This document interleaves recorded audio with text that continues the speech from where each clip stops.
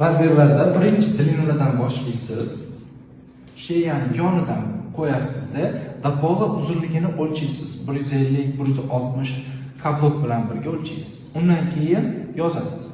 Keyin dilina talya. Talyada oldini o'lchaysiz. Xuddi shu chiziq bo'yicha orqani mana shu joydan orqa talyani o'lchaysiz. Undan keyin dilina grud keladi. Dilina grudni uchigacha o'lchaysiz. Undan keyin dilina rukavani buklangan holatida mabitgacha o'lchaysiz. Bo'ldi. Dilinalar bo'ldi. Uje ikkinchi qatorga объемlarni olasiz. Объем grudni olasiz. Santimetr mashaqqat turishi kerak. Bunday o'lchaysiz. Объем grud, keyin объем talya.